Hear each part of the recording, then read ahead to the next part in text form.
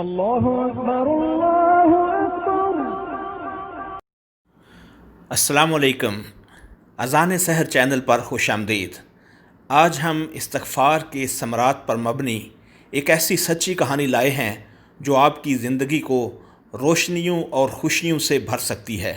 آپ سے درخواست ہے کہ چینل کو سبسکرائب کریں اور گھنٹی کے بٹن کو دبا دیں تاکہ سبق آموز واقعات اور کہانیاں آپ تک پہنچتی رہیں۔ یہ سبق آموز کہانی امام احمد بن حنبل رحمۃ اللہ علیہ کی زندگی کی سچی داستان ہے۔ امام احمد بن حنبل دنیا اسلام کے ایک مایہ ناز عالم تھے۔ آپ ایک مشہور مذہبی رہنما تھے۔ امام احمد بن حنبل حنبلی فقہ کے بانی ہیں، جو فقہ کے 4 مذاہب میں سے ایک مذہب ہے۔ امام احمد بن حنبل کو سنی مسلمانوں کے صفحہ اول کے چند علماء میں شمار کیا جاتا ہے۔ آپ کو شیخ الاسلام بھی کہا جاتا ہے۔ علاوہ ازیں آپ کو امام اہل سنت کا لقب دیا جاتا ہے۔ یہ واقعہ آپ کے بڑھاپے کے زمانے کا ہے۔ امام احمد بن حنبل ایک دفعہ سفر پر روانہ ہوئے۔ دوران سفر آپ نے ایک شہر میں قیام کیا۔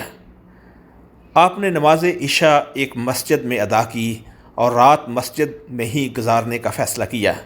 اس کی ایک وجہ یہ تھی کہ آپ شہر میں کسی کو نہیں جانتے تھے۔ اپنی عاجزی کی وجہ سے آپ نے کسی سے اپنا تعارف نہ کروایا۔ آپ نے سوچا کہ اگر لوگوں کو پتہ چلا کہ آپ احمد بن حنبل ہیں تو بہت سے لوگ آپ کو اپنے گھر لے جانا چاہیں گے۔ مسجد کا خدمت گار جو نہیں جانتا تھا کہ آپ احمد بن حنبل ہیں، اس نے آپ کو مسجد میں قیام کرنے کی اجازت دینے سے انکار کر دیا۔ احمد بن حنبل چونکہ بہت بوڑھے تھے، مسجد کا خدمت گار آپ کو گھسیٹتے ہوئے مسجد سے باہر لے گیا۔ اس منظر کو قریب ہی واقع نان بائی کی دکان سے ایک نان بائی نے دیکھا۔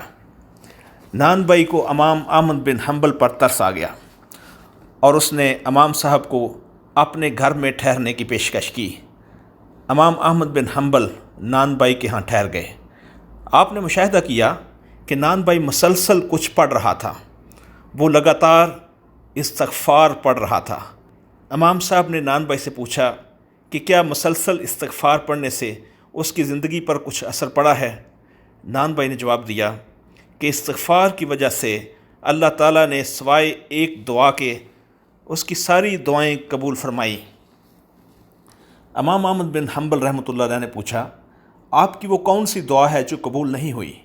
نان بائی نے جواب دیا کہ وہ اللہ تعالیٰ سے یہ دعا مانگ رہا ہے کہ اسے مشہور عالم احمد بن حنبل کی زیارت نصیب ہو جائے۔